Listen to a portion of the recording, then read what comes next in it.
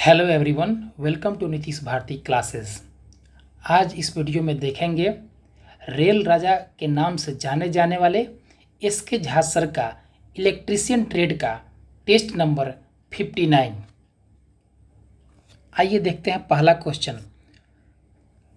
BIS bureau of Indian standard के अनुसार इस प्रतीक को पहचानिए। तो ये जो प्रतीक है आइसोलेटर है, और ये जो आइसोलेटर है एक प्रकार के जो डिसकनेक्ट ये जो है आइसोलेटर एक प्रकार का डिसकनेक्टिव स्विच है। यह जो है सेल्फ ऑपरेट नहीं होता है, यह जो है स्वतः ऑपरेट नहीं होता है। आइए देखते हैं अगला क्वेश्चन 2 नंबर। अगला क्वेश्चन 2 नंबर से पहले जैसा हम जानते हैं कि ALP में जो है ट्रेड कितना नंबर का है, 75 नंबर का है। अगर आप ट्रेड में फेल हो गए तो पार्ट ए में आप कितना भी नंबर लाए हैं आपका कॉपी चेक नहीं होगा, इसलिए इसको पूरे ईमानदारी से पढ़ना है और एक सीट सुनिश्चित करना है। आइए देखते हैं अगला प्रश्न। निम्नलिखित में से कौन सा पदार्थ एक अच्छा सुचालक नहीं है? तो सिल्वर एक अच्छा सुचालक है, एल्युमिनियम भी एक अच्छा सुचालक है, तांबा भी एक अच्छा सुचालक है, लेकिन पोर्सिलीन एक अच्छा सुचालक नहीं है। पोर्सिलीन किसको बोलते हैं? चीनी मिट्टी को क्या बोलते हैं? पोर्सिलीन बोलते हैं। इसे जो है करंट का फ्लो नहीं हो पाता है। आइए देखते हैं अगला प्रश्न। मोटर कनेक्शन में किस प्रकार की टैप प्रयुक्त होती है? तो इसका आंसर क्या हो जाएगा? डी नंबर हो जाएगा, कैम्ब्रिक वार्निश कृत हो जाएगा।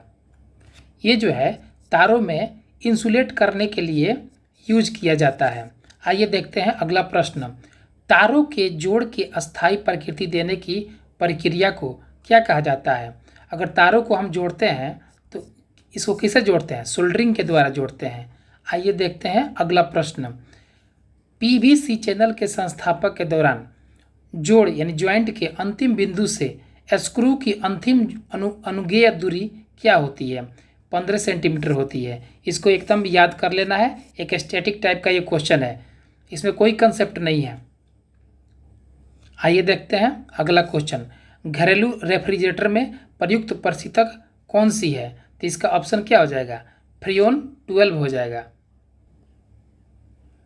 फ्रीऑन 12 क्या है? एक प्रशीतक है जिसका प्रयोग किसमें करते हैं? वाटर कूलर और रेफ्रिजरेटर आदि में किया जाता है। आइए देखते हैं अगला क्वेश्चन 7 नंबर।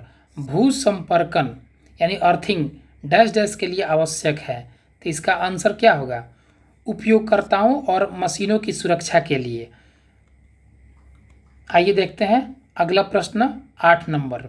साधारणतः घरेलू वायरिंग का भू प्रतिरोध डैश डैश है। तो इसका आंसर क्या हो जाएगा? ए हो जाएगा, 5 ओम से कम होता है। कोई पूछे कि भू संपर्कन से क्या फायदा होता है तो हम क्या बताएंगे? फॉल्ट के समय अनावश्यक चार्ज तथा धारा को जमीन में भेज देते हैं ताकि किसी प्रकार का असामान्य घटना न हो। आइए देखते हैं अगला क्वेश्चन। कौन से रंगीन तार जमीन के तार है जो विद्युत आग से उपकरणों की रक्षा करते हैं? एक काफ़ी सिंपल क्वेश्चन है। हम लोग अर्थिंग में कौन सा वायर का यूज करते हैं? तो हम लोग जो है ग्रीन का यूज करते हैं। ऑप्शन में कौन सा हो जाएगा? एक ही ऑप्शन दिख रहा है डी, तो यही इसका आंसर हो जाएगा। आइए देखते हैं अगला क्वेश्चन।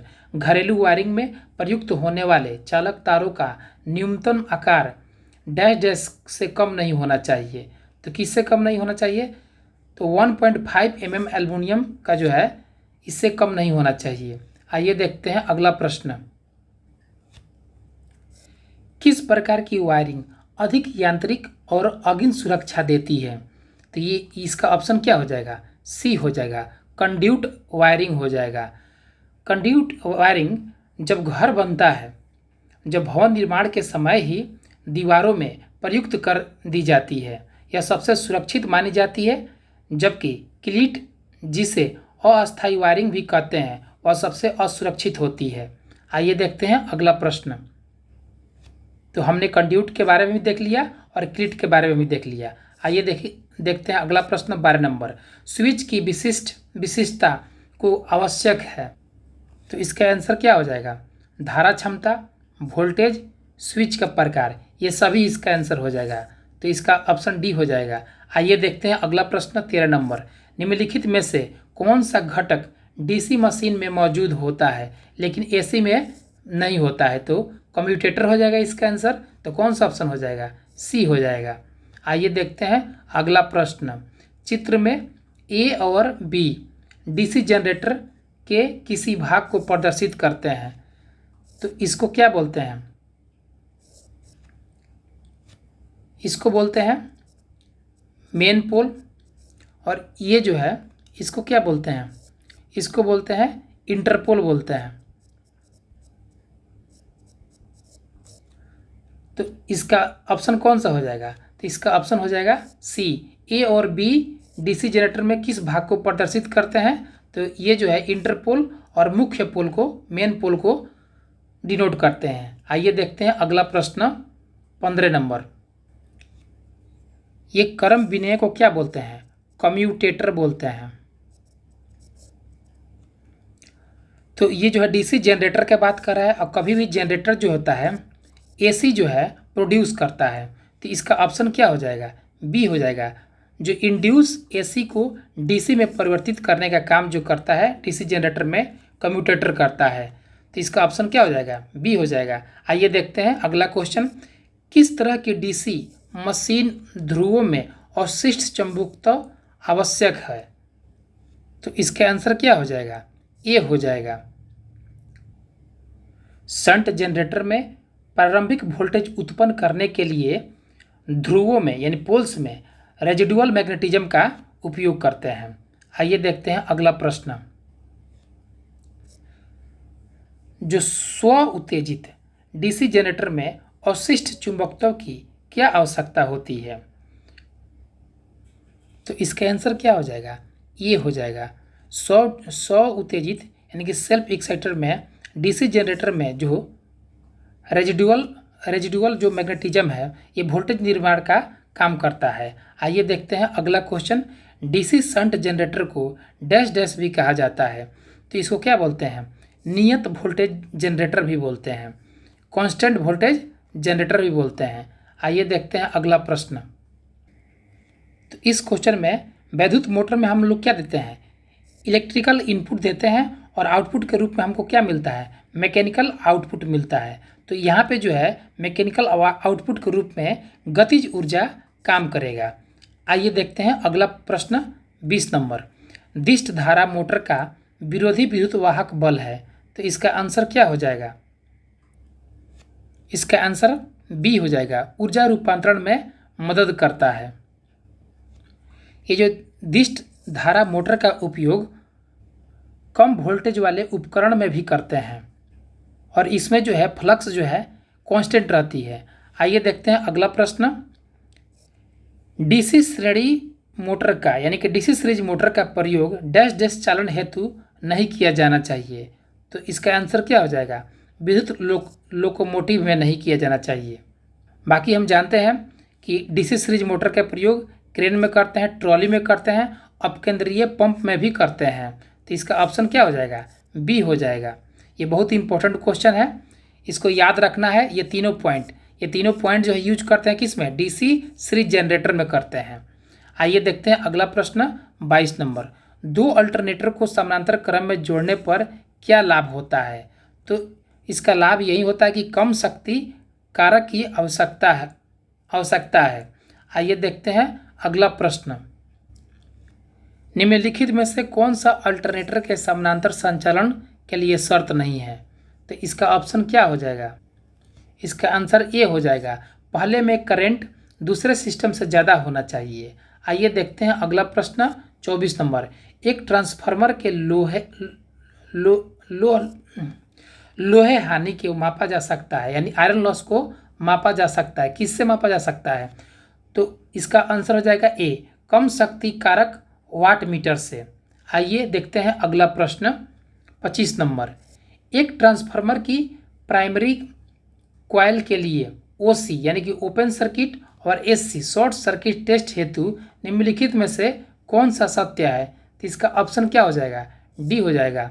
ओपन सर्किट परीक्षण के लिए कम वोल्टेज पक्ष और शॉर्ट सर्किट परीक्षण के लिए उच्च वोल्टेज पक्ष। आइए देखते हैं अगला प्रश्न। शक्ति ट्रांसफार्मर की दक्षता लगभग डैश डैश क्रम में होती है। चूँकि हम जानते हैं कि ट्रांसफार्मर की एफिशिएंसी कितने परसेंट होती है, 100% होती है, तो इसके नियरेस्ट में कौन हो जाएगा, डी हो जाएगा। आइए देखते हैं अगला प्रश्न 27 नंबर। निम्न में से कौन सी एक आदर्श ट्रांसफार्मर की विशेषता नहीं है। इसका क्या, कोई चुंबकीय रिसाव नहीं,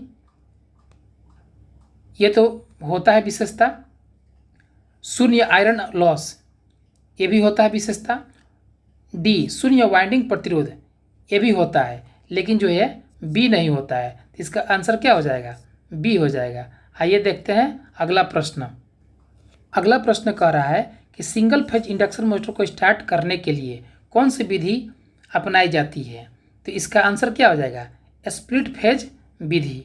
आइए देखते हैं अगला प्रश्न। ये जो प्रश्न है काफ़ी इम्पोर्टेंट है, इसको याद कर लेना है।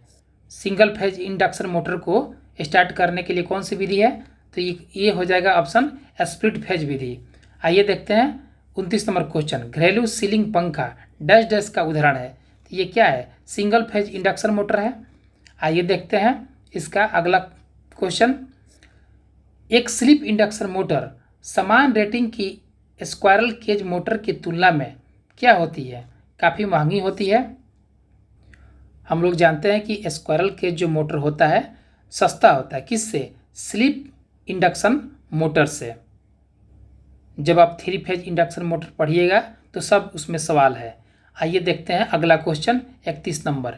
स्लिप के 0% में होने पर इंडक्शन मोटर की गति क्या होगी। हम जानते हैं कि स्लिप बराबर फार्मूला क्या होता है, स्लिप बराबर फार्मूला होता है NS minus NR divided by NS। तो स्लिप 0 कब होगा, जब NS बराबर NR हो जाएगा, यानी कि जो इंडक्टर मोटर का स्पीड है वो जो है सिंक्रोनस स्पीड के बराबर हो जाएगा। तो इसका ऑप्शन क्या हो जाएगा, डी हो जाएगा, तुल्यकालिक गति, यानी कि सिंक्रोनस स्पीड हो जाएगा। आइए देखते हैं अगला प्रश्न 32 नंबर। स्क्वायरल केज मोटर के बारे में निम्नलिखित में से कौन सा कथन गलत है। तो इसका ऑप्शन क्या हो जाएगा, सी हो जाएगा। इसका जो स्टार्टिंग टॉर्क उच्च होता है। इस पॉइंट को छोड़कर बाकी सब जो है पॉइंट ठीक है स्क्वायरल केज के लिए। स्क्वायरल केज में क्या होता है, इसकी जो है स्टार्टिंग करंट ऊंच होती है, एकदम सही है। इसे जो है DOL द्वारा स्टार्ट किया जाता है और इसमें जो है स्लिपरिंग नहीं होता है। स्लिपरिंग क्या होता है, एक मोटर होता है उसमें जो एक शाफ्ट होता है, शाफ्ट पे क्या होता है, ऐसे 3 रिंग होता है, स्लिपरिंग होता है। आइए देखते हैं अगला क्वेश्चन। जो घूर्णी संपीड़ित्र है, यानी कि रोटरी कंप्रेसर को चलाने के लिए निम्न में से किस मोटर को प्राथमिकता दी जाती है। तो इसका आंसर क्या होगा, तुल्यकालिक मोटर, यानी कि सिंक्रोनस मोटर।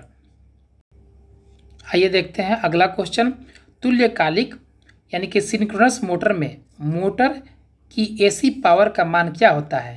तो ये हो जाएगा P बराबर √3 VI cos थीटा हो जाएगा, जहाँ ये cos जो है फाई क्या हो जाएगा, पावर फैक्टर हो जाएगा, I जो है लाइन करंट हो जाएगा और V जो है वोल्टेज हो जाएगा टर्मिनल का। आइए देखते हैं अगला प्रश्न 35 नंबर। और गेट के 2 इनपुट 1 तथा 0 है तो आउटपुट क्या होगा। तो हम और गेट कैसे बनाते हैं, तो हमने क्या किया कि और गेट बना लिया। यहाँ पे 2 इनपुट रखा है, यहाँ पे 1 रखा है A के पास और B के पास 0 लिख लिए। तो इसका आउटपुट क्या मिलता है, A + B मिलता है। तो 1 में 0 को जोड़ेंगे तो क्या मिलेगा, 1 मिलेगा। इसलिए इसका आंसर क्या हो जाएगा, C हो जाएगा। आइए अगला प्रश्न देखते हैं। लेंच डैश डैश सर्किट होता है। तो लेंच जो होता है एक लेवल ट्रिगर्ड होता है। ये डायरेक्ट इसको याद रखना है टिप्स पे। लेंच जो है डैश डैश सर्किट होता है। तो लेंस जो है क्या होता है, एक लेबल ट्रिंग्ड होता है। आइए देखते हैं अगला प्रश्न। जब एक इलेक्ट्रॉन एक निचली कक्षा से ऊपरी कक्षा में पहुंचता है तो क्या होता है? इसमें प्रकाश अवशोषित होता है। बहुत लोग इसको ऑप्शन में मार देगा बी, लेकिन वो गलत हो जाएगा। इसे ध्यान से इस सवाल को सॉल्व करना है। प्रकाश अवशोषित होता है। आइए देखते हैं अगला प्रश्न। वह धातु क्या कहलाती है जिससे इलेक्ट्रॉन जो है इमिट होती है, यानी कि उत्सर्जित होती है? तो क्या बोलेंगे उसको? सी बोलेंगे, उत्सर्जक या कैथोड बोलेंगे। आइए देखते हैं अगला प्रश्न 39 नंबर। एक जंक्शन डायोड में किसके कारण छिद्र होता है? तो गायब इलेक्ट्रॉन्स के कारण इसमें क्या होता है, छिद्र हो जाता है। अगला प्रश्न क्या होगा? डायोड का प्रतीक डैश डैश द्वारा किया जाता है। आइए देखते हैं ऑप्शन। ये तो ये जो हो जाएगा आपका इंडक्टेंस हो जाएगा, ये कैपेसिटर हो जाएगा, तो ये होगा नहीं, तो इसका ऑप्शन क्या हो जाएगा? ए हो जाएगा। आइए देखते हैं अगला प्रश्न।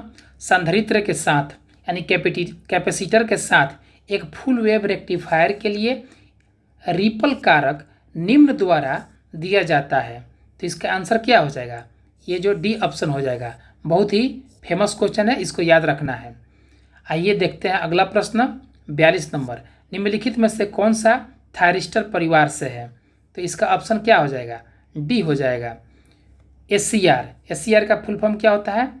सिलिकॉन कंट्रोल रेक्टिफायर होता है। आइए देखते हैं अगला प्रश्न 43। मूविंग आयरन मीटर का संचालन डैश डैश पर आधारित होता है, तो इसका आंसर क्या हो जाएगा? बी हो जाएगा, इलेक्ट्रोमैग्नेटिक प्रभाव हो जाएगा। आइए देखते हैं अगला प्रश्न। अमीटर को समानांतर में लगाने पे क्या होगा? तो इसका आंसर हो जाएगा सी नंबर, परिपथ लघु परिपथित हो जाएगा। अगर किसी भी चीज़ को उल्टा जोड़ दीजिएगा तो लघु परिपथ हो ही जाएगा। आइए देखते हैं 45 number. Volt meter dash dash के लिए मार्ग प्रदान करता है, तो इसका आंसर क्या हो जाएगा? न्यूनतम धारा होगा। आइए देखते हैं अगला प्रश्न। पवन टरबाइन प्रणाली द्वारा उत्पन्न विद्युत शक्ति किस प्रकृति की होती है? तो हम जानते हैं कि अगर पानी जो है टरबाइन पर गिराते हैं तो हम लोग क्या देते हैं? मैकेनिकल इनपुट देते हैं और इलेक्ट्रिकल जो है आउटपुट लेते हैं। तो ये हमें क्या देगी? एसी देगी। तो आंसर क्या हो जाएगा? डी हो जाएगा। आइए देखते हैं अगला प्रश्न। सिंगल फेज कनेक्शन के लिए कौन सी वोल्टेज लाइन 230 वोल्टेज से अधिक नहीं होती है? तो इसका आंसर क्या हो जाएगा? जो निम्न तनाव हो जाएगा। EHV एक्स्ट्रा हाई वोल्टेज जो प्रणाली का प्रयोग आमतौर पर बिजली के संचरण में किया जाता है। आइए देखते हैं इसका ऑप्शन क्या होगा। तो इसका ऑप्शन क्या हो जाएगा? सी हो जाएगा। क्यों संचरण में करते हैं? क्योंकि संचरण वोल्टता का मान जितना अधिक होगा उसके सापेक्ष धारा का मान उतना ही कम होता है। आइए देखते हैं अगला प्रश्न 49 नंबर। वितरण प्रणाली के निर्माण के संबंध में समतुल्य भूमिगत प्रणाली की तुलना में ओवरहेडेड प्रणाली डैश डैश होती है, तो इसका आंसर क्या हो जाएगा? 5 से 10 गुना सस्ती हो जाएगी। आइए देखते हैं अगला प्रश्न। निम्नलिखित में से किस प्रकार के लैंप के ज्वलन घंटे न्यूनतम होते हैं? तो इसका आंसर क्या हो जाएगा? ताप दीप्त लैंप हो जाएगा। यहाँ से चालू होता है इंजीनियरिंग ड्राइंग का क्वेश्चन। आइए देखते हैं। ड्राइंग बोर्ड कई भागों से बना हुआ है। उनमें से एक भाग है बैटन। बैटन का क्या उद्देश्य होता है? तो बैटन का उद्देश्य होता है वार्मिंग रोकने के लिए, और दूसरा क्या? स्टिप्स को सपोर्ट करने के लिए। तो इसका आंसर क्या हो जाएगा? डी हो जाएगा। एंड गेट को किस संकेत से सूचित किया जाता है? तो इसका ऑप्शन क्या हो जाएगा? बी हो जाएगा। नीचे दिए गए चित्र में ई का क्या अर्थ होता है? तो ई का अर्थ होता है सी नंबर, मशीनिंग अलाउंस होता है। आइए देखते हैं अगला प्रश्न 54 नंबर, अच्छी हाउसकीपिंग निम्नलिखित में से किसके लिए आवश्यक होता है? तो ऑप्शन क्या हो जाएगा?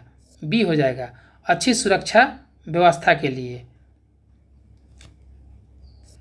कार्यस्थल पर सिस्टम विफलता, सिस्टम फेलियर का सामना करते समय पहला चरण क्या होना चाहिए? तो इसका आंसर क्या होगा? बी होगा, समस्या की रिपोर्ट करें और आपातकालीन प्रोटोकॉल का पालन करें। आइए देखते हैं अगला प्रश्न।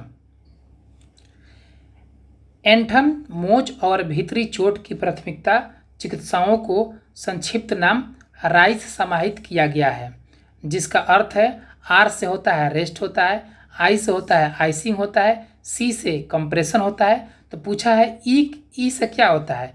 तो ई से होता है इलेवेशन, और हिंदी में क्या बोलते हैं? उत्थान बोलते हैं। ये काफ़ी सिंपल क्वेश्चन था। आइए देखते हैं अगला क्वेश्चन। यदि एक वृत्ताकार तल अपने क्षैतिज तल के साथ 30 डिग्री कोण पर अवनत तथा ऊर्ध्वाधर तल के साथ 60 डिग्री कोण पर अवनत है, तो इसका पार्श्व अवलोकन किसके समान होगा? तो इसका आंसर क्या होगा? ए हो जाएगा, एक सीधी रेखा के समान हो जाएगा। आप लोगों को लग रहा होगा कि ये समझ में नहीं आ रहा है, इसको आप मैक्सिमम प्रैक्टिस करते जाइए, इसी में से क्वेश्चन आ ही जाएगा। आइए देखते हैं अगला प्रश्न 58 नंबर, एक ठोस जिसका अक्ष एक संदर्भ तल से अवनत हो तथा दूसरा तल के समानांतर हो, उसके प्रक्षेपों को प्राप्त करने के लिए कितने स्टेज की आवश्यकता होती है? तो ऑप्शन क्या हो जाएगा? बी हो जाएगा, 2 स्टेज की आवश्यकता होती है। पिरामिड के फेस इस आकार के होते हैं, किस प्रकार के आकार के होते हैं पिरामिड के फेस? तो इसका आंसर क्या हो जाएगा? समद्विबाहु त्रिभुज जैसा होता है। आइए देखते हैं अगला प्रश्न। ऑब्जेक्ट और प्रोजेक्शन को मिलाने वाली रेखाएं क्या कहलाती है? तो ये कहलाती है प्रोजेक्टर्स कहलाती है। आइए देखते हैं अगला प्रश्न। किसी मापनी की सुग्राहकता बढ़ाने पर अस्थित्व पर क्या प्रभाव पड़ता है? तो इसका आंसर क्या हो जाएगा? ये बढ़ता है। ये 62 नंबर क्या कहता है? यथार्थता इंग्लिश में क्या बोलते हैं? एक्यूरेसी बोलते हैं। एक्यूरेसी क्या प्रदर्शित करता है? तो इसका आंसर क्या होगा? ऑप्शन बी हो जाएगा, वास्तविक मान की मापित मान से निकटता को करता है। यथार्थता एक्यूरेसी जो प्रदर्शित करता है वास्तविक मान की मापित मान से निकटता को बताता है। आइए देखते हैं अगला क्वेश्चन। निम्नलिखित में से कौन सा विकल्प पतंग काइट की आवश्यक विशेषता नहीं है? तो इसका आंसर क्या हो जाएगा? बी हो जाएगा, समूह कोण के युग्म संगत विकर्ण द्वारा समद्विभाजित होते हैं। बाकी ये सब होता है, विकर्ण एक दूसरे के लंबवत होते हैं। काइट में समूह जो कोणों का कम से कम एक युग्म क्या होता है? सर्वांगसम होता है, और कम से कम एक विकर्ण दूसरे विकर्ण को क्या करता है? समद्विभाजित करता है, बाइसेक्ट करता है। इस क्वेश्चन में पूछा है कि कौन जो है ज्यामितीय आकृतियों का परिभाषा को बताता है। तो आइए देखते हैं। ज्यामितीय आकृति 2 या 2 से अधिक बिंदुओं, रेखाओं या वक्रों को जोड़कर बनाई गई परिबद्ध यानी इनक्लोज आकृतियाँ होती है। ये जो है बिल्कुल सत्य है। दूसरा क्या कह रहा है कि ज्यामितीय आकृति सदैव खुले सिरों वाली होती है। ये खुले सिरों वाले नहीं होती है, ये गलत हो जाएगा। तो इसका ऑप्शन क्या हो जाएगा? डी हो जाएगा। आइए देखते हैं अगला प्रश्न। वे रेखाएं जो दोनों किनारों पर तीर के निशान द्वारा बंद रहती है क्या कहलाती है? इसको क्या बोलते हैं? डायमेंशन लाइन बोलते हैं। अगर मान लीजिए एक रेक्टेंगल है, अगर ये जो इसका लेंथ जो है 5 मीटर है, तो ये जो है ऐसे करते हैं हम लोग, ऐसे लंबाई को जो दर्शाते हैं, तो ये जो लाइन क्या कहलाता है? डायमेंशन लाइन कहलाता है। आइए देखते हैं अगला प्रश्न 66 नंबर। सिलिकॉन और जर्मेनियम का प्रयोग निम्नलिखित रूप में होता है, तो ये जो है सेमीकंडक्टर के रूप में करते हैं। काफ़ी सिंपल क्वेश्चन था। आइए देखते हैं अगला क्वेश्चन। क्रिस्टल डायोड को डैश डैश भी कहा जाता है, तो इसका आंसर क्या होगा? P पीएन संधि डायोड कहते हैं, क्रिस्टल डायोड को। काफ़ी इंपॉर्टेंट क्वेश्चन है, इसको रट लेना है। आइए देखते हैं अगला क्वेश्चन। अर्धचालक डायोड का उपयोग किस लिए किया जाता है? तो इसका आंसर क्या हो जाएगा? सी, अर्ध और पूर्ण तरंग दृष्टिकारी के लिए। अगला क्वेश्चन देखते हैं 69 नंबर। पी टाइप अर्धचालक के लिए डोपेंड है, इसका आंसर क्या हो जाएगा? डी, बोरोन हो जाएगा। आइए देखते हैं अगला प्रश्न 70 नंबर। ट्रांजिस्टर के बेस कलेक्टर जंक्शन का प्रतिरोध होता है, तो क्या होता है? अधिक प्रतिरोध होता है। आइए देखते हैं अगला प्रश्न। आदर्श प्रवर्धक का शोर गुणांक कितना होता है? जो आदर्श जो है प्रवर्धक का शोर गुणांक होता है 0 डेसिबल होता है। आइए देखते हैं अगला प्रश्न। अनुनाद परिपथ का प्रयोग निम्नलिखित में से होता है, तो ये जो है एम्पलीफायर और ओसिलेटर के लिए होता है। आइए देखते हैं अगला प्रश्न। डैश डैश एक ऐसा उपकरण है जो एक शक्ति प्रतिरोधांतरित, यानी इसको इंग्लिश में क्या बोलेंगे? पावर ट्रांजिस्टर से अतिरिक्त ऊष्मा को नष्ट करता है, तो इसका आंसर क्या हो जाएगा? सी, ऊष्मा अभिगम को, हीट सिंक को। निम्नलिखित गेट्स में कौन सा यूनिवर्सल गेट होता है? तो नॉर और नैंड गेट को यूनिवर्सल गेट बोलते हैं। अगला क्वेश्चन क्या आंसर है? ये हमारा लास्ट क्वेश्चन है। एक SCR एक उपकरण है, ये कैसा है उपकरण है? तो ये जो है अर्ध नियंत्रित है, सेमी कंट्रोल्ड है। दोस्तों ये वीडियो कैसा लगा कमेंट में ज़रूर बताइएगा। अगर वीडियो अच्छा लगे तो चैनल को लाइक और सब्सक्राइब कीजिए। मिलते हैं अगले वीडियो में। Thank you for watching Nitish Bharti classes.